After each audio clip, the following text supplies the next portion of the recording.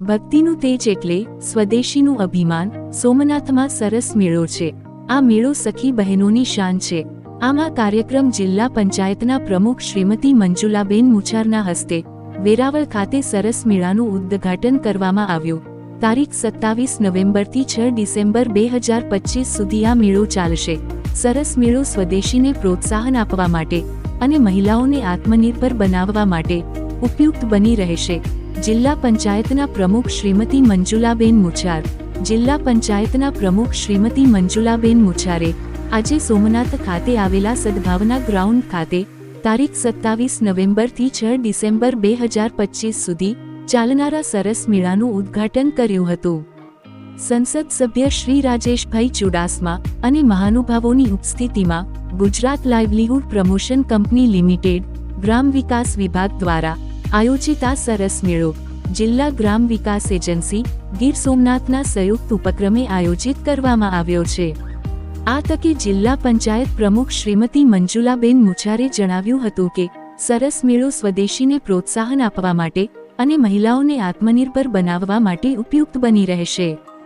જ્યાં અફાટ સાગર દેવાધિદેવ મહાદેવના ચરણ પખાળી રહ્યો છે એવી પવિત્ર ભૂમિ એટલે આપણું સોમનાથ, જેના પ્રાંગણમાં આ મેળો યોજાઈ રહ્યો છે તે આપણા માટે આનંદ અને ગર્વની બાબત છે।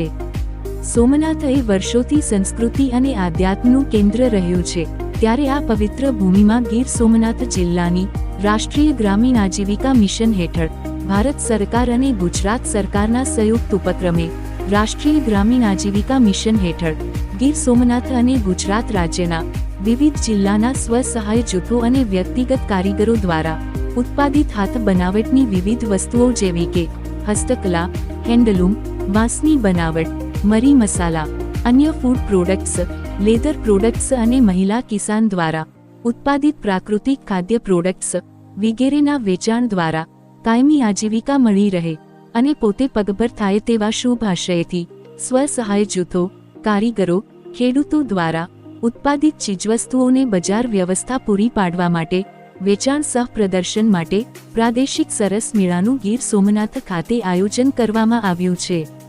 રિપોર્ટર દેવાભાઈ રાઠોડ, ગીર સોમનાથ।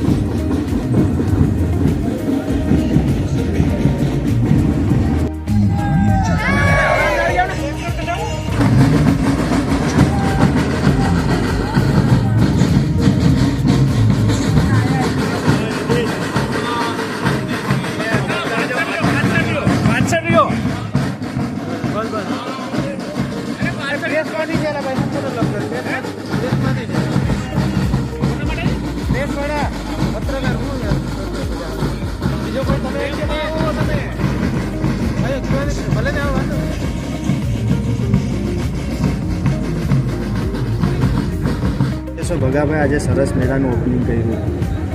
સરસ મેળાનું ઓપનિંગ થઈ ગયું છે અને સોમનાથના સાનિધ્યમાં જે વર્ષોથી પરંપરાગત જે મેળાનું આયોજન થાય છે, આ વર્ષે વરસાદને કારણે થોડોક સમય લેટ થયું છે, તો એનું પણ સરસ રીતે આજે ઉદ્ઘાટન અને ખુલ્લો મેળો આજે મુકાઈ ગયો છે અને લોકાર્પણ થઈ ગયું છે। ભાઈ આજે કંઈક તમે આવ્યા એ પહેલાં ઉદ્ઘાટન થઈ ગયું, શું છે આખી?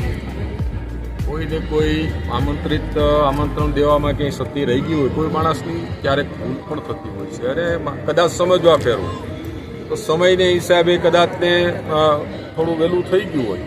એ તો સોમનાથ બાપાનું સાનિધ્ય છે, સોમનાથ બાપાની આ પવિત્ર ભૂમિ છે અને ધ્યાન દોરવું એ નૈતિક જવાબદારી છે અને ધ્યાન દોર્યું છે। બાકી એની અંદર આજે પણ એટલી જ અહીંયા લાગણી જોડાયેલી છે, આવતીકાલે છે અને ભૂતકાળમાં આ જ મેળાનું આયોજન પણ મારા ખર્ચે લાઈવ પ્રોગ્રામ કરીને સોમનાથ દાતાના આશીર્વાદથી કરતો હતો। એટલે આ મેળામાં સરસ રીતે લોકો બધા મેળાનો આનંદ માણે, સોમનાથ દાદાના દર્શન કરે અને આ તો આપણી પવિત્ર ભૂમિ છે અને મારું પોતાનું ગામ છે, એટલે મારે એમાં કંઈ વધારે કહેવાની જરૂર નથી, સતી કોઈ પણ માણસની નથી।